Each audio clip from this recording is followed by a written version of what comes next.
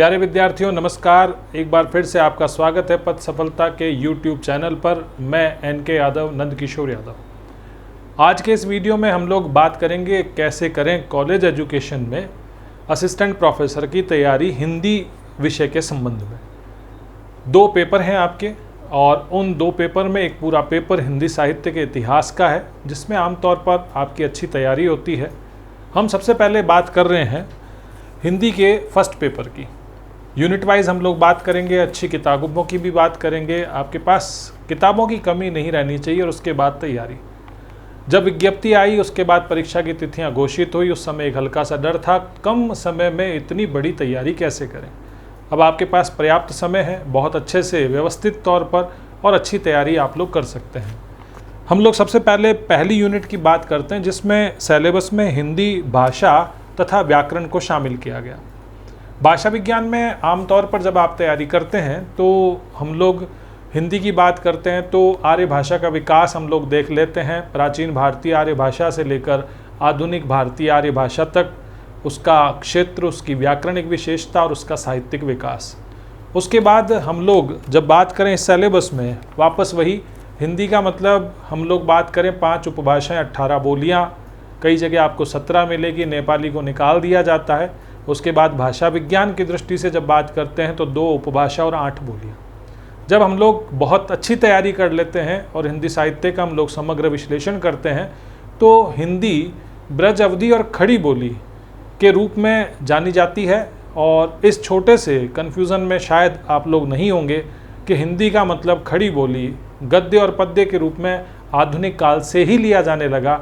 और विशेष रूप से भारतेंदु युग में जहाँ गद्य की भाषा जो है खड़ी बोली हो गई, लेकिन काव्य की भाषा ब्रज ही रही। और द्विवेदी युग में आकर खड़ी बोली गद्य और पद्य दोनों की भाषा बनी। भाषा विज्ञान की इस यूनिट में जब हम लोग बात करें हिंदी भाषा की प्रमुख बोलियाँ, उसका क्षेत्र, जैसे एक बहुत छोटा सा क्वेश्चन है हिंदी क्षेत्र से क्या तात्पर्य है, तो हम लोग बात करें तो 10 राज्य आते हैं। 3 ऐसे राज्य जिनके 2 राज्य हुए राजस्थान, हरियाणा, दिल्ली और हिमाचल, ये हिंदी का क्षेत्र कहलाता है। आप लोग यहाँ पर हिंदी क्षेत्र जो है हिंदी भाषा विज्ञान की दृष्टि से ही याद रखें, राजनीतिक जो वर्गीकरण है उससे याद न रखें। फिर बारी आती है कि ब्रज, खड़ी बोली, अवधि की जब हम वो बात करें तो उस समय व्याकरणिक विशेषताएं आपको याद हों अच्छे से, उन बोलियों का क्षेत्र, उनकी उपबोलियाँ, साथ ही साथ साहित्यिक विकास। एक उदाहरण के तौर पर जैसे हम लोग ब्रज की बात करें तो ब्रज का प्रथम प्रयोक्ता वर्ग अष्टछाप का कवि, रीतिकाल में भाषा ब्रज रही और उसके बाद भारतेंदु युग के कई कवियों की भाषा ब्रज रहती है। उसी प्रकार अवधि की बात करें तो सूफी प्रेमाख्यान परंपरा अवधि में लिखी गई, राम भक्ति काव्य धारा से लेकर आधुनिक काल तक जो अवधि में साहित्य लिखा गया उसकी बात की जाती है। खड़ी बोली में गद्य और पद्य दोनों की बात, खड़ी बोली के पहले कवि अमीर खुसरो और उसके बाद खड़ी बोली का प्रयोग आधुनिक काल के दूसरे द्विवेदी युग में मिलता है। तो इन छोटी छोटी बातों को आप बहुत अच्छे से तसल्ली से देखें। फिर उसके बाद बात करें राजस्थानी भाषा का प्राचीन स्वरूप डिंगल, जैसा कि आदिकाल में हम लोग करते हैं अपभ्रंश प्लस राजस्थानी, जो एक डिंगल रूप के रूप में वीर गाथा काव्यों की भाषा रही। राजस्थान की प्रमुख बोलियां, वापस क्वेश्चन का पैटर्न वही, बोलियों के प्रचलन का क्षेत्र, उनकी व्याकरणिक विशेषता और उनका साहित्यिक विकास। मारवाड़ी, शेखावटी, मेवाती, ढूंढारी, हाड़ौती, मालवी और वागड़ी। फिर इसी इकाई का एक हिस्सा है राजभाषा के रूप में हिंदी की संवैधानिक स्थिति। आमतौर पर विद्यार्थी केवल अनुच्छेद 343 ही पढ़ते हैं, तो मैं कहना चाहूँगा कि आप 343 से लेकर 351 तक धारा उपधारा अच्छे से देखें। कई बार क्वेश्चन जो है 343 से न पूछकर 344 से पूछ लेते हैं, 348 से पूछ लेते हैं। तो बहुत अच्छे से जहाँ भी प्रश्न संभावना है उस क्षेत्र को आप बहुत अच्छे से तैयार करके जाएं, बार बार रिवीजन करें। एक लंबी तैयारी में हमारे पास में एक ऐसा नोट किया हुआ वर्क होना चाहिए कि एग्ज़ाम के एक दिन पहले जो भी छोटा मोटा कन्फ्यूज़न है वो मैं दूर कर लूँगा। उसके बाद बारी आती है देवनागरी लिपि की विशेषताएं और मानकीकरण। हिंदी व्याकरण वर्णमाला से शुरू होकर शब्द शब्द निर्माण, पुराने टॉपिक हैं आपके, संधि समास, उपसर्ग प्रत्यय, वाक्य के भेद, शब्द शुद्धि और वाक्य शुद्धि, बेसिक व्याकरण है जो आमतौर पर आप सभी परीक्षाओं में देते हैं। इन विषयों की तैयारी करके यहाँ पर एक बात और अच्छे से क्लियर कर दूँ, मेरा एक मानना है कि हिंदी साहित्य का विद्यार्थी अनिवार्य हिंदी में कमज़ोर होता है क्योंकि कहीं भी किसी भी पाठ्यक्रम के हिस्से में हिंदी साहित्य में हिंदी व्याकरण नहीं पढ़ाई जाती। तो आप इस यूनिट को और इस पार्ट को अच्छे से तैयार करें। इन किताबों की बात करें तो आप भोलानाथ तिवारी को देख सकते हैं, देवेंद्र शर्मा को देख सकते हैं। यहीं पर इन किताबों में छोटी मोटी बहुत सी किताबें, साथ ही साथ व्याकरण में आप हिंदी व्यावहारिक व्याकरण हरदेव बहारी की बहुत छोटी सी किताब आती है, उसको देख सकते हैं। इसी पाठ्यक्रम की दूसरी यूनिट की हम लोग बात करें, भारतीय काव्य शास्त्र। काव्य की परिभाषा, लंबी तैयारी आप लोगों ने की होगी, एमए की, और उसके बाद जब नेट और स्लेट की तैयारी करते हैं तो हम लोग इन परिभाषाओं में भामा, मम्मट, आचार्य विश्वनाथ, पंडित राज जगन्नाथ की परिभाषाओं को देखते हैं। आजकल के पैटर्न, जब क्वेश्चन पैटर्न होता है, शुक्ल जी की परिभाषा, जयशंकर प्रसाद जी की परिभाषा, महावीर प्रसाद द्विवेदी की परिभाषा, आगे जाके इस तरह की परिभाषाओं को ज़्यादा पूछा जाने लगा। तो आप इसमें वर्गीकरण करके संस्कृत के आचार्य, रीतिकाल के आचार्य कवि और उसके बाद आधुनिक काल में जो भी आलोचक हैं, उन्होंने काव्य की परिभाषा, नाटक की परिभाषा या अपनी साहित्यिक विधा की क्या परिभाषा दी। परिभाषा, आलोचक का नाम, उनकी शताब्दी और साथ ही साथ में उस ग्रंथ का नाम। आप लोगों को ये बहुत अच्छे से तैयारी करनी है और उसके बाद कोई प्रसिद्ध परिभाषा है तो उसका विश्लेषण भी आपको करना है। सीधा सीधा किसी परिभाषा के 4 विकल्प बनते हैं तो वहाँ क्वेश्चन मिल ही जाता है। उसके बाद बात करें साहित्य के स्वरूप का, और उसके बाद भारतीय काव्य शास्त्र में रस सिद्धांत, साधारणीकरण, रस निष्पत्ति, ध्वनि सिद्धांत, वक्रोक्ति सिद्धांत, अलंकार सिद्धांत। इन सिद्धांतों में सीधा सीधा संस्थापक आचार्य कौन है, उनकी पुस्तक का नाम क्या है, बेसिक परिभाषा क्या है, उस टॉपिक के भेद उपभेद आपको पता हो, उस संप्रदाय को स्थापित करने वाले आलोचक, विरोधी आलोचक, इस तरह के बहुत से सवाल आपको मिल जाएंगे। बेसिक सवाल में गलती न हो कि इस संप्रदाय के ये संस्थापक आचार्य हैं। उसके बाद बात आती है अलंकार की व्यावहारिक प्रश्नों की। व्यावहारिक प्रश्नों में सीधा सीधा, जैसे हम लोग एक बार पीछे चलते हैं, जब प्रारंभिक कक्षाओं में आपने हिंदी साहित्य पढ़ा था, उदाहरण के लिए यमक अलंकार के एक शब्द 2 बार, अर्थ अलग अलग, यमक अलंकार, कनक कनक ते सौगुनी। अब ये उदाहरण हमें लंबे समय तक याद थे और इन्हीं उदाहरण और परिभाषाओं को आप बेस बनाएं और उसके बाद अच्छी तैयारी करें। आपको पहले नंबर पर तो बहुत सीधे सीधे सवाल जो कई बार परीक्षाओं में पूछे जाते हैं, किस विकल्प में शब्द अलंकार हैं, किस विकल्प में अर्थ अलंकार हैं, किन अलंकारों में सादृश्य विधान होता है, बिना कारण के कार्य किस अलंकार में होता है, कारण होते हुए भी कार्य किस अलंकार में नहीं होता। इस तरह के बहुत से सवाल आपसे पूछे जाते हैं। तो वापस वही परिभाषा बहुत अच्छे से याद, और उसके बाद प्रसिद्ध उदाहरण आपको हमेशा याद रखना ही होगा। बात करें छंदों की, तो छंद में सबसे पहले वर्ण और मात्रा गिनना आपको आना हो, यह कि बेसिक सवाल है। जब आपने प्रारंभिक तैयारी की उस समय आपको तैयार करना था। वर्णिक छंद कौन से, अब यहाँ पर वही सममात्रिक वर्णिक छंद कौन से, अर्ध सममात्रिक वर्णिक छंद कौन से, विषम मात्रिक कौन से, वर्ण गिनना आता हो, वर्णिक छंद का सैद्धांतिक सवाल आता हो, द्रुत विलंबित छंद की परिभाषा कौन सी, सही है सही नहीं है लक्षण के आधार पर, ये सारे छोटे छोटे सवाल आपको यूनिट 2 में देखने हैं। काव्य शास्त्र के इस पोर्शन के लिए आप लोग अलंकार पारिजात और काव्यांग पारिजात जैसी किताबें देख सकते हैं। आमतौर पर परीक्षाओं में उन्हीं से उदाहरण पूछे जाते हैं। अलंकार पारिजात नरोत्तम स्वामी की पुस्तक है और काव्यांग पारिजात लक्ष्मी नारायण चातक की।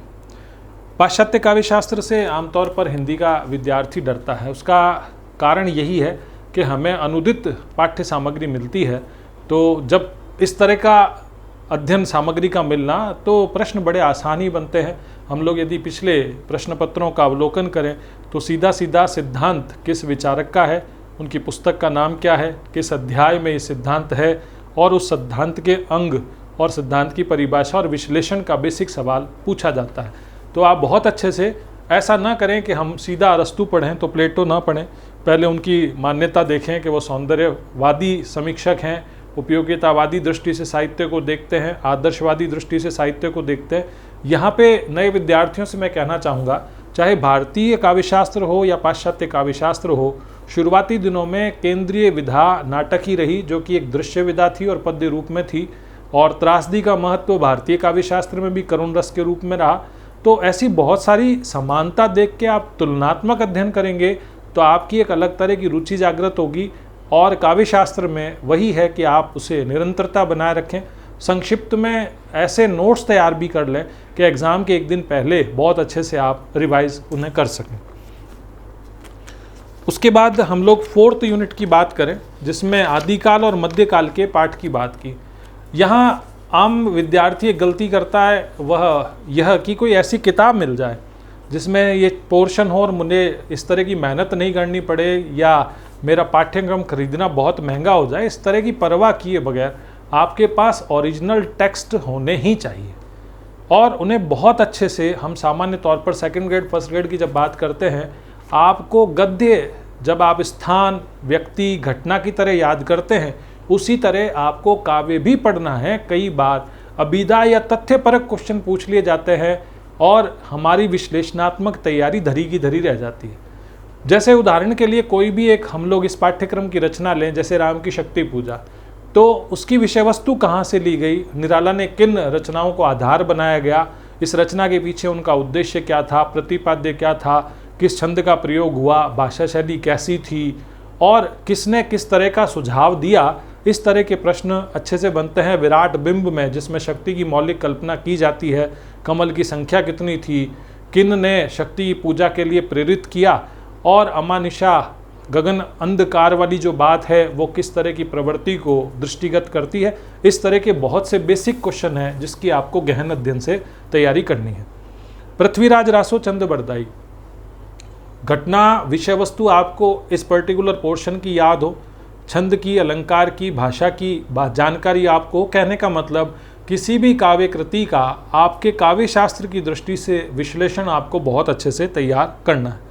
कबीर ग्रंथावली बाबू श्याम सुंदर दास के संपादन की और 20 पद हैं प्रारंभिक पदों में, वही भाषा शैली, भाषा ब्रज प्रभावित संगीत वगैरह जो भी बातें हैं, और साखी जो है उपदेशात्मक है, सदुकड़ी भाषा शैली है, दोहा छंद में लिखी गई है, तो उसमें गुरुदेव को अंग विरह को अंग। आमतौर पे कई बार ऐसे क्वेश्चन भी हम लोग सोचने लग जाते हैं कि भाई गुरुदेव को अंग में तो गुरु शब्द आएगा ही आएगा। कई उदाहरण ऐसे हैं जिसमें गुरु शब्द है ही नहीं, तो आप इस तरह की तैयारी भी करें कि आपको कोई पूछ ले कि गुरुदेव को अंग की कौन सी पंक्ति नहीं है, तो आप ऐसा ना सोचें कि जिसमें गुरु शब्द नहीं आए वही गुरुदेव को अंग में नहीं है। मीरा की पदावली नरोत्तम स्वामी की, भाषा राजस्थानी प्रभावित ब्रज है, मीरा ने पद लिखे, सूर ने पद लिखे, उनकी भाषा शैली में क्या अंतर था, विषय वस्तु क्या, उनकी भक्ति कैसी, इस तरह के सामान्य प्रश्न आपसे पूछे जाते हैं। भ्रमर गीत सार आचार्य रामचंद्र शुक्ल, बहुत बेसिक सवाल। भ्रमर गीत जो है वो वाग विदग्धता गोपियों की, उसके लिए प्रसिद्ध है, आरती व्यंजना है, ध्वनि काव्य है। इस तरह के अच्छी तैयारी, काव्य शास्त्र का बेसिक नॉलेज व्यावहारिक रूप से आप यहाँ इस पोर्शन में अप्लाई कर सकते हैं। जायसी ग्रंथावली नागमती का वियोग खंड, पुराने प्रश्न पत्रों का यदि विश्लेषण करें तो किस महीने से शुरू होता है, 12 मासा षड ऋतु वर्णन और भाषा ठेठ ग्रामीण अवधि क्यों अपनाई, सूफी सिद्धांत के आधार पर इसका विवेचन कीजिए, क्या भारतीय काव्य पद्धति की परंपरा में देखा जा सकता है या फारसी मसनवी शैली से क्या आशय लिया जाता है। इस तरह के सवाल, समासोक्ति अन्योक्ति के सवाल और सीधा सीधा पंक्ति और विषय वस्तु काव्य शास्त्रीय विवेचन को भी आपको बहुत अच्छे से तैयार करना है। तुलसी की विनय पत्रिका, सैद्धांतिक सवाल, जैसा कि पिछली बार आया था, 279 पद हैं, भाषा ब्रज है, पत्रिका में तुलसी की नवधा भक्ति मिलती है। ये सारे के सारे प्रश्न आप लोगों को तैयार करने, आमतौर पर एक अच्छे हिंदी साहित्य की या प्रमुख पुस्तकों के विश्लेषण की किताब में आपको इस तरह की जानकारी मिली जाती है। बिहारी रत्नाकर, जगन्नाथ दास रत्नाकर, प्रारंभिक 25 दोहे, पहला दोहा जो है मंगलाचरण। आमतौर पर प्रश्न पत्र लेने वाली संस्था इसमें उस छंद की प्रवृत्ति को पूछी जाती है। जैसे कई बार हमको ऐसा लगता है कि श्रृंगार की पंक्ति है, फिर पता चलता है मूल चेतना सामंती है, भाषा ब्रज है, दोहा छंद है और इस ब्रज भाषा पर दरबारी परिवेश के प्रभाव के कारण अरबी फारसी शब्दों का होना। घनानंद कवित्व आचार्य नहीं होकर ये आपके संपादक विश्वनाथ प्रसाद मिश्र हैं। विश्वनाथ, आचार्य विश्वनाथ, विश्वनाथ प्रसाद मिश्र, विश्वनाथ त्रिपाठी, विश्वनाथ तिवारी, बहुत से हिंदी में नाम है, तो इनके कन्फ्यूज़न में ना पड़े आप। 1 से 25 तक छंद आपको देखने और विरह वर्णन प्रमुख है, प्रकृति का आलंबन उद्दीपन किस रूप में चित्रण हुआ है ये आपको देखने, विरह की अंत प्रवृत्तियों की बात है, विरह वर्णन स्वाभाविक है, आत्मसात किया जा सकता है, विषम प्रेम है। और घनानंद पर आमतौर पे जब आप हिंदी साहित्य में कोटेशन पढ़ते हैं, उन कोटेशन पर आधारित यहाँ से प्रश्न आते हैं। संदेश प्रेषणीयता भी एक अच्छे प्रश्न के रूप में बनता है। आधुनिक काल की निर्धारित पाठ्य पुस्तकों की बात करें तो कामायनी, चिंता और श्रद्धा सर्ग। पहले तो वही आप हिंदी साहित्य की किसी अच्छी या समीक्षात्मक किताब में कामायनी का मूल प्रतिपाद्य जो 1 से 2 पेज में होता है उसको अच्छे से पढ़ें। फिर चिंता और श्रद्धा सर्ग बहुत अच्छे से पढ़ लें। चिंता सर्ग में आमतौर पर भयानक रस है और किस तरह से शुरू होता है, चिंता का मानवीकरण किया गया है, श्रद्धा का मानसल सौंदर्य किस प्रकार रचनाकार जयशंकर प्रसाद ने प्रस्तुत किया है, दर्शन और इतिहास का मेल है। इस तरह से कामायनी पर बेसिक क्वेश्चन से लेकर चिंता और श्रद्धा सर्ग पर भी सीधे सवाल बनते हैं। राम की शक्ति पूजा की चर्चा हमने की अभी पहले। अंधेरे में मुक्ति बोध एक ऐसी रचना जिसे पढ़ने से आप लोग डरते हैं। मैं कहना चाहूँगा कि पहले आप मुक्ति बोध और फैंटेसी को पढ़ें, उसके बाद अंधेरे में जो भी समीक्षात्मक प्रश्न हैं या कोटेशन है उनका अध्ययन कर लें, ताकि ये कविता थोड़ी सी आसान हो जाए। आज़ादी के बाद का मोहभंग, आज़ादी के बाद का इस्पाती दस्तावेज, बिंब विधान, फैंटेसी, दीवा स्वप्न शैली, इनको पढ़ने के बाद अवसरवादिता, आज़ादी के बाद की जो सोच मानसिकता, ये सारी चीज़ें यदि आपके क्लियर हैं तो कविता सहज रूप से आपके समझ में आ ही जाएगी। गोदान मुंशी प्रेमचंद का उपन्यास, खूब सारी समीक्षाएं आपको मिलेंगी। तो पिछली बार जैसे आरपीएससी ने सीधा ही सवाल पूछा था कि गोदान के पात्र होरी और धनिया के बेटे गोबर की आयु कितनी है। अब ये ऐसा तथ्यात्मक सवाल है, याद आ गया तो ठीक, नहीं तो आप इसको राइट नहीं कर पाएंगे और आपके गोदान पढ़ा ना पढ़ा बराबर हो गया। छोटे से छोटे प्रश्न को छोड़े नहीं, बड़ी समीक्षा कोटेशन बहुत अच्छे से पढ़ें। कई आपको किताब मिल जाती हैं जिसमें आप, जैसे इंद्रनाथ मधान प्रेमचंद पे काफ़ी अच्छा लिखते हैं, गोपाल राय काफ़ी अच्छा लिखते हैं, तो इस तरह की किताबों का आप अध्ययन करें, बहुत सहज रूप से करें। आमतौर पर उपन्यास में पात्र अच्छे से पता हो। जैसे कई बार एक फेमस क्वेश्चन रहता है, प्रेमचंद का व्यक्तित्व होरी और प्रोफेसर मेहता के व्यक्तित्व को मिलाने से बन जाता है। वुमेन्स लीग के भाषण के अंश पढ़ें, और कहीं भी कोई दार्शनिकता कथन के रूप में है तो उससे सवाल बनने की संभावना रहती है। हिंदी साहित्य में इन रचनाओं का बेसिक परिचय आप अच्छे से तैयार करें। त्यागपत्र जैनेन्द्र का प्रमुख पात्र, उनकी समस्या, मनोविश्लेषणात्मक सिद्धांतों के आधार पर त्यागपत्र का मूल्यांकन आप करें। अंतिम प्रश्नों को थोड़े गंभीरता से पढ़ें क्योंकि वहाँ खूब सारे सवाल हैं। भारतीय समाज की सोच, किस तरह से हम लोग, दुनिया क्या सोचेगी, इस तरह से रिश्ते नहीं निभा पाते, रिश्ते निभाने से कहीं ना कहीं हमें हमारी मानसिकता रोक देती है, बाद में पछतावा होता है। इस तरह की सारी समस्याओं को आप त्यागपत्र उपन्यास में देख सकते हैं। महाभोज एक राजनीतिक उपन्यास कहा जाता है। किस तरह से उपचुनाव की बात, किसको टिकट मिलता है, कौन कौन से पात्र हैं। आपने जब महाभोज पढ़ा होगा, प्रारंभिक पृष्ठों में आपको ऐसा ही लगा, केवल और केवल दास साहब केंद्रीय पात्र है, उनके आसपास एक राजनीतिक संस्कृति को दिखाया जाता है। तो इस तरह से आप क्वेश्चन करें, पहले सीधा सीधा कौन कौन से पात्र प्रमुख है, किस तरह की विशेषता को लेकर उनका व्यक्तित्व इस उपन्यास में चित्रित है, इस उपन्यास की मूल जो है प्रतिपाद्य या संवेदना क्या है। निबंध में वही श्रद्धा और भक्ति, आमतौर पर विचारात्मक निबंधों में अब हम लोग बात करें या भाव मनोविकार के निबंधों में जब भाव और को परिभाषित किया जाता है वहीं पे सवाल रहता है। तो श्रद्धा और भक्ति, श्रद्धा और प्रेम की परिभाषा पर क्वेश्चन पूछे जाते हैं। नाखून क्यों बढ़ते हैं, हजारी प्रसाद द्विवेदी का ललित निबंध है। गंधमादन कुबेर नाथ राय का। कहानियों के सवाल बहुत ही बेसिक हैं, वही पात्र, स्थान, घटना और दार्शनिक पंक्तियाँ जिसमें कथन और उद्धरण के रूप में आपसे पूछा जाता है। कफन कहानी, प्रमुख पात्र समस्या, पुरस्कार कहानी, प्रमुख पात्र समस्या, कहीं ना कहीं संवाद जो आपको देखने हैं। रोज़ कहानी,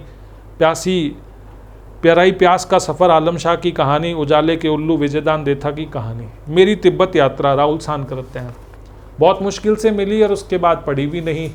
तो स्टार्टिंग पृष्ठभूमि पढ़ लें। यात्रा वर्णन पहले पिछले सिलेबस में सौंदर्य की नदी नर्मदा अमृतलाल बेगड़ का शामिल हुआ करता था। अब मेरी तिब्बत यात्रा में सीधा सीधा स्थान विशेष को, यात्रा वर्णन कहाँ कहाँ हुआ, इस रचना के पीछे राहुल सानकृत्यायन का उद्देश्य क्या रहा, कम से कम ऐसे बेसिक सवाल तो आपके तैयार होने ही चाहिए। ये बात हुई हिंदी के फर्स्ट पेपर की। विद्यार्थियों, अब बात करते हैं दूसरे प्रश्न पत्र की, जिसका नाम है हिंदी साहित्य का इतिहास।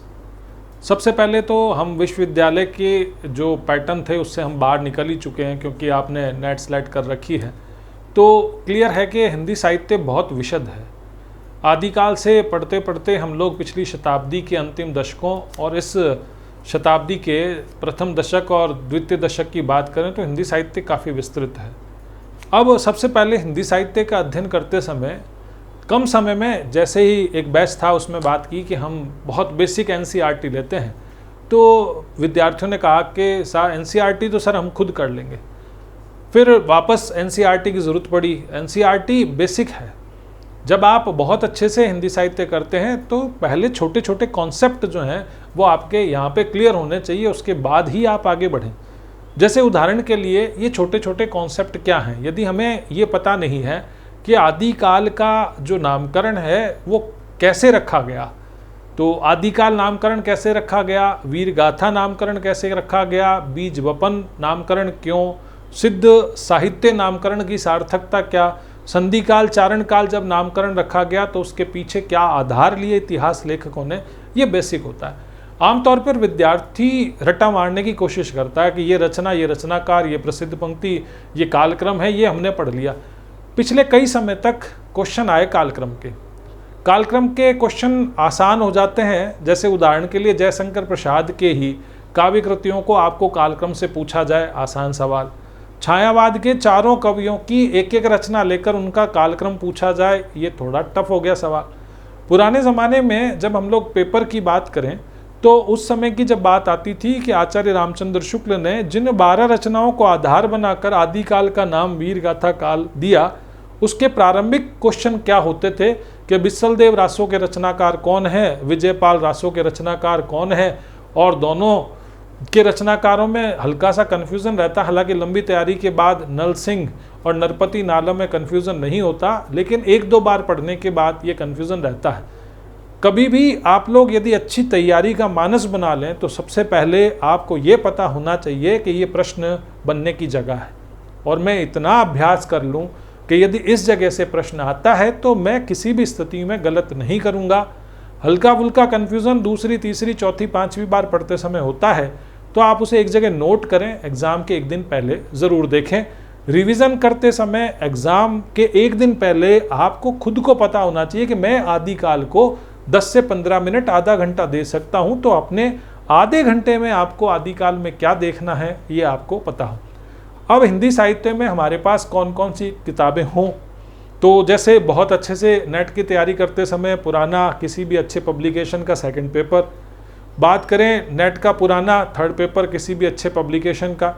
अब बात आती है बेसिक जो है 12th लेवल का एनसीईआरटी का हिंदी साहित्य का इतिहास, बहुत अच्छे से पढ़ें, बार बार पढ़ें। मैं आज भी हमारे हर विद्यार्थी जो भी मेरे संपर्क में आते हैं उनसे बात कहता हूँ, हिंदी साहित्य के यदि 100 सवाल पूछे जाते हैं तो आप किसी भी पेपर का विश्लेषण कर लीजिए, 50% सवाल इस बेसिक हिंदी साहित्य के इतिहास से प्रत्यक्ष या अप्रत्यक्ष रूप से आते ही हैं। तो आप बहुत अच्छे से उसकी तैयारी करें। उसके बाद हम लोग आगे बढ़ें, डॉक्टर नगेंद्र का हिंदी साहित्य का इतिहास पढ़ें। तथ्य की दृष्टि से बहुत सटीक और विश्वसनीय इतिहास लेखन उन्होंने किया। रामचंद्र शुक्ल का हिंदी साहित्य का इतिहास आदिकाल, भक्तिकाल, रीतिकाल तक बहुत अच्छा है। सैद्धांतिक प्रश्न और उसके कॉन्सेप्ट आचार्य रामचंद्र शुक्ल में बहुत अच्छे से मिलते हैं। कई बार विद्यार्थी एक प्रश्न करता है कि हमने जब तैयारी की सेकंड ग्रेड फर्स्ट ग्रेड की तो हमने रामचंद्र शुक्ल का हिंदी साहित्य का इतिहास नहीं पढ़ा, नगेंद्र का भी नहीं पढ़ा, या पढ़ते समय डर लगा। मेरा ये मानना है किसी भी अच्छी किताब को आप वहाँ से पढ़ना शुरू करें जिन टॉपिक्स पर आपको लगे कि मेरी थोड़ी बहुत पकड़ है या मैं इसे बहुत अच्छे से तैयार करना चाहता हूँ, तो आप करें। हम लोग जब हिंदी साहित्य का इतिहास शुरुआती दिनों में पढ़ते थे तो सीधी सीधी बात है कि शुक्ल जी में आदिकाल के नामकरण को हम पढ़ के देखते हैं, भक्तिकाल के उदय के बारे में शुक्ल जी ने क्या कहा वो पढ़ के देखते हैं, रीतिकाल के आचार्य कवि का विवाद पढ़ के देखते हैं। और कई बार जब हम लोग पुराने पेपर देखते हैं तो ऐसी बात आती है शुक्ल जी के आधुनिक काल के काल विभाजन नामकरण पर भी कई बार सवाल आ जाते हैं, प्रथम उन्मेष क्या, द्वितीय उन्मेष क्या, इस तरह से अनुक्रमणिका से ही प्रश्न पूछ लिए जाते हैं। या आचार्य रामचंद्र शुक्ल के हिंदी साहित्य की भूमिका से ही कई बार प्रश्न पूछ लिए जाते हैं। तो इसलिए आप लोग बहुत अच्छे से तैयारी करें। आपके पास आचार्य रामचंद्र शुक्ल का इतिहास, डॉक्टर नगेंद्र का इतिहास, रामस्वरूप चतुर्वेदी का हिंदी साहित्य और संवेदना का विकास, अभी पिछले 4-5 साल से आपके हिंदी साहित्य का दूसरा इतिहास भी बहुत ज़्यादा चर्चा में रहा बच्चन सिंह का, तो आप उसे भी अध्ययन के तौर पर ले सकते हैं। अब उसके बाद हम लोग बात करें पहली यूनिट की, हिंदी साहित्य इतिहास, लेखन परंपरा और आदिकाल। अब इतिहास लेखन परंपरा गारसद तासी से शुरू होती है, सुमन राज्य तक लाकर हम लोग बहुत अच्छी किताबों में देखते हैं, विश्लेषण देखते हैं, कालक्रम पढ़ते हैं। अब मेरा ये मानना है, कई बार जब हम लोग प्रश्न पत्र निर्माता की सोच की बात करें तो प्रारंभिक 4 इतिहास लेखन हमें क्रम से याद हों, प्रवृत्तियाँ याद हों, उनकी कमियाँ याद हों, उनकी अच्छाइयाँ याद हों। ये एक सवाल ये रहा। 50 के दशक में जो हिंदी साहित्य के इतिहास लिखे गए उनको अच्छे से पढ़ें। नगेंद्र रामस्वरूप चतुर्वेदी के इतिहास पर, बच्चन सिंह के इतिहास पर कालक्रम पूछा जाता है, उसको अच्छे से पढ़ें। काशी नागरी प्रचारणी सभा हिंदी साहित्य का इतिहास 16 खंडों में। अब ये तो बेसिक था, पुराना सवाल जब अटकते थे 16 खंड हैं कि 18 खंड हैं, आरपीएससी ने 16 खंड माने और उसके बाद और अच्छे सवाल इसमें और डीप जाके पूछें किस खंड का संपादन किसने किया। इस तरह से बहुत अच्छी सी तैयारी आपकी होनी चाहिए। काल विभाजन नामकरण फेमस है, आदिकाल पर क्वेश्चन बनता है, रीतिकाल पर प्रश्न बनता है, भक्ति काल आधुनिक काल पर ऐसा कोई सवाल ज़्यादा बड़ा बनता नहीं। नगेंद्र का आधुनिक काल का नामकरण काल विभाजन जरूर देखें। फिर आदिकाल की सामाजिक सांस्कृतिक पृष्ठभूमि को आपको देखना है और आदिकाल की साहित्यिक प्रवृत्तियों को देखना है। सिद्धनाथ जैन पर जो भी फेमस सवाल हैं, जैन धार्मिक रास पर सवाल है, सिद्धों की संख्या, प्रसिद्ध सिद्ध, उनका सैद्धांतिक दार्शनिक आधार कई बार परीक्षा में पूछा जाता है, क्योंकि आगे आके जाकर आपको सिद्धनाथ से कबीर तक पहुंचना होता है। फिर सीधी सी बात, रासो शब्द की व्युत्पत्ति में सभी के मत के बाद हजारी प्रसाद द्विवेदी का मत बहुत अच्छे से देखें। छंद है, काव्य की प्रवृत्ति है, पहले वीर में आया, फिर श्रृंगार में, श्रृंगार में, वीर में, इस तरह के बहुत अच्छे से हजारी प्रसाद द्विवेदी का रासो शब्द की व्युत्पत्ति का बहुत अच्छे से आप लोग अध्ययन करें। प्रमुख कवि और उनकी रचना का जब अध्ययन करेंगे तो सरपा, गोरखनाथ, चंद बरदाई, नरपति, नाले, अमीर खुसरो, विद्यापति, ये आपके कॉलेज लेक्चरर की बात करें तो उसमें ये जो सिलेबस दिया, इन कवियों को विशेष संदर्भों में अच्छे से आपको तैयार करके जाना है। ऐसा नहीं कि आप इनका परिचयात्मक पढ़ के जाएं। दूसरी यूनिट भक्तिकाल, पहला क्वेश्चन वही कि उदय के कारण में बहुत अच्छे से आपको देखना है कि ऐतिहासिक, सामाजिक और सांस्कृतिक आधार क्या रहा। रामचंद्र शुक्ल और हजारी प्रसाद द्विवेदी का जो मतांतर है उसको बहुत अच्छे से आप लोग देखें। दार्शनिक पृष्ठभूमि का एक सवाल हमेशा आता है, द्वैतवाद, अद्वैतवाद, विशिष्टाद्वैतवाद, द्वैताद्वैतवाद, और किस संप्रदाय का दार्शनिक आधार क्या, प्रवर्तक आचार्य कौन। यहाँ पर एक सीधा सा सवाल है, हर भक्ति धारा उपधारा की एक दार्शनिक पृष्ठभूमि है जिसे आचार्य संभाल रहे हैं और कवियों ने उस दार्शनिक पृष्ठभूमि पर काव्य रचना की है। फिर हम लोग बात करें आगे कि भक्ति आंदोलन का क्षेत्रीय वैशिष्ट्य और राजस्थान में भक्ति आंदोलन, सामाजिक समरसता। एक भक्ति काल स्वर्ण युग है, इसका बहुत अच्छा क्वेश्चन बनता है। मानवीय मूल्यों की बात करें, सामाजिक समरसता की बात करें, इस तरह के बहुत अच्छे आपको विकल्प मिलेंगे और आपको ढूंढने पड़ते हैं। निर्गुण भक्ति साहित्य में कबीर, रैदास, दादू, कबीर पे सवाल क्यों बने, रैदास पे सवाल क्यों बने, दादू पे सवाल क्यों बने, सुंदर दास तक सवाल की संभावनाओं को ढूंढते ढूंढते आपको बहुत अच्छे से तैयारी करनी है। सूफी काव्य परंपरा का सैद्धांतिक आधार, मसनवी शैली, कड़वक शैली जैसे प्रश्नों के बाद प्रमुख रचनाओं में कुतुबन, मंजन, जायसी आदि को बहुत अच्छे से देखें। कृष्ण भक्ति काव्य धारा में सूरदास, नंददास, मीरा, राम भक्ति साहित्य में तुलसी का बहुत अध्ययन करें। तुलसी की रचनाएं, प्रमुख रचनाएं, गौण रचनाएं, साहित्यिक महत्व की दृष्टि से अवधि की रचना, ब्रज की रचना, प्रबंध रचना, मुक्तकों में प्रबंध का आनंद, 7 कांड के बाद भी मुक्तक रचना, उनकी विषय वस्तु, और तुलसी पर आज तक जो भी क्वेश्चन पूछे गए वो थे कोटेशन के। और हिंदी साहित्य के लिए हमारे पथ सफलता के यूट्यूब चैनल पर छोटे छोटे बहुत से आपको वीडियो मिल जाएंगे जिनको आप लोग देख सकते हैं। रीतिकाल की साहित्यिक, सामाजिक, सांस्कृतिक पृष्ठभूमि पर प्रश्न, रीतिकालीन काव्यशास्त्र।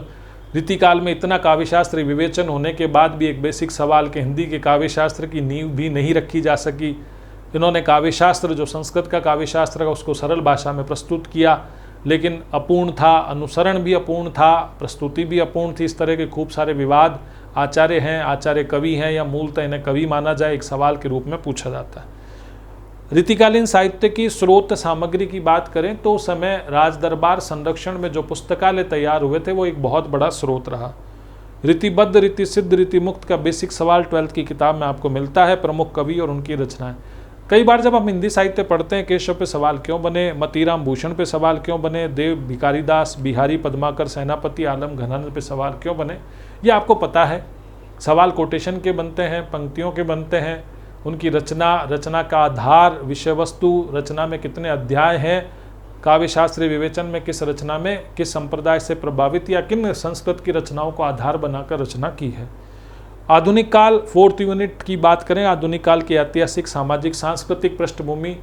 1900 विक्रम संवत जब शुक्ल जी स्टार्टिंग मानते हैं, उसे 1843 में क्यों ले जाएं, 1850 भारतेंदु जी के जन्म से जोड़ के क्यों देखें, 1857 जो प्रथम स्वतंत्रता संग्राम को पृष्ठभूमि के रूप में क्यों शामिल करें, समाज सुधार आंदोलन से कैसे देखें, और भारतेंदु युग में ब्रज भाषा का प्रयोग आधुनिक चेतना में हुआ, इस तरह की सारी बातें फिर वापस विशद जानकारी के लिए पथ सफलता के यूट्यूब चैनल पर हल कालखंड के हमने वीडियो बना रखे।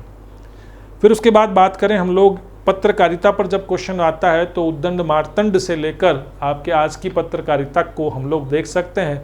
एक उद्दंड मार्तंड से लेकर भारतेंदु तक प्रश्न बनता है, फिर भारतेंदु मंडल, महावीर प्रसाद द्विवेदी, उसके बाद अलग अलग काव्य आंदोलन को प्रमोट करने वाली पत्र पत्रिकाओं पे प्रश्न बनता है। तो पत्र पत्रिका का सवाल भी आप लोग गलत ना करें, कौन सी त्रैमासिक है, कौन सा अर्धवार्षिकांक है, कौन सी साप्ताहिक है, इस तरह के बहुत से सवाल आपको देखने और पढ़ने को मिलते हैं। मैथिली शरण गुप्त, माखनलाल चतुर्वेदी, दिनकर, श्याम नारायण पांडे, सुभद्रा कुमारी चौहान को आप राष्ट्रीय सांस्कृतिक काव्यधारा के विशेष संदर्भों में देखें। उनकी रचनाओं का परिचय, आमतौर पर उनका परिचयात्मक अध्ययन आपको एक अच्छे हिंदी साहित्य के इतिहास में मिल ही जाता है। फिर छायावाद पर जब प्रश्न बने तो छायावाद पे सबसे अच्छा प्रश्न पृष्ठभूमि के बाद नामकरण का रहता है। तो नामकरण में जैसा हम लोग वीडियो में भी बता चुके हैं आपको, छायावाद पर प्रसाद जी की परिभाषा बहुत ही संतुलित है। रामचंद्र शुक्ल की परिभाषा क्यों चर्चित रहती है, इसको स्थापित करने वाले नंद दुलारे वाजपेयी की परिभाषा का विश्लेषण क्यों ज़रूरी है, नामवर सिंह जी की परिभाषा को क्यों हम देखें, इस तरह से आप लोगों को बहुत अच्छे से परिभाषा का विश्लेषण देखना है। फिर जयशंकर प्रसाद, सूर्यकांत त्रिपाठी निराला, पंत महादेवी वर्मा की प्रसिद्ध रचनाओं का परिचयात्मक अध्ययन आपको बहुत अच्छे से तैयार करना है। प्रगतिवाद में केदारनाथ अग्रवाल, नागार्जुन, शमशेर बहादुर सिंह, मुक्तिबोध को अच्छे से देखना है। प्रयोगवाद, नई कविता की परिभाषाओं को बहुत अच्छे से देखना है। 4 सप्तक बहुत अच्छे से तैयार करके जाने हैं, आयु के आधार पे और उनकी प्रसिद्धि के आधार पर भी आपको देखना है। फिर आपका एक नया चुनौती भरा कार्य है, नए समकालीन कवियों का परिचयात्मक आपको पढ़ना। अशोक वाजपेयी, अरुण कमल, आलोक धनवा, लीलाधर जगुड़ी, वेणुगोपाल, नंद चतुर्वेदी और हरीश बादानी का परिचयात्मक अध्ययन करें। उनको कहीं कोई पुरस्कार मिला उसकी बात करें, उनकी प्रसिद्ध रचनाओं का आप लोग बहुत अच्छे से परिचयात्मक अध्ययन करें। इकाई 5 जिससे हम लोग हमेशा डरते हैं वो है गद्य विधाओं का पढ़ना, कैसे पढ़ा जाए। उपन्यास का वीडियो पथ सफलता के YouTube चैनल पे है। आने वाले दिनों में हम कहानी, नाटक, आलोचना, निबंध और छोटी जो गद्य विधा हैं उनके वीडियो आप तक पहुंचाएंगे। और यहाँ पर एक और ज़रूरी बात हो जाती है, क्योंकि आपके हिंदी के पहले प्रश्न पत्र में बहुत सी किताबें हैं, तो आप इस दृष्टि से हिंदी उपन्यास का विकास, हिंदी कहानी का विकास जो कि मधुरेश की किताब है, उनको भी बहुत अच्छे से देखें। आप बहुत अच्छे से लंबी तैयारी करें, कोई भी शॉर्टकट नहीं होता। बिना चयन की चिंता के अच्छे से तैयारी करेंगे तो आपका चयन होगा, क्योंकि प्रतियोगी परीक्षा में कॉलेज लेक्चरर की तैयारी करना अपने आप में एक अलग ही चुनौती है। और साथ में सामान्य अध्ययन के पेपर की भी आप अच्छे से तैयारी करें। अच्छी पुस्तकों का चयन कीजिए, दम लगाकर तैयारी कीजिए। बहुत बहुत शुभकामनाएं। मैं NK यादव, नंद किशोर यादव, पथ सफलता से। धन्यवाद, आभार।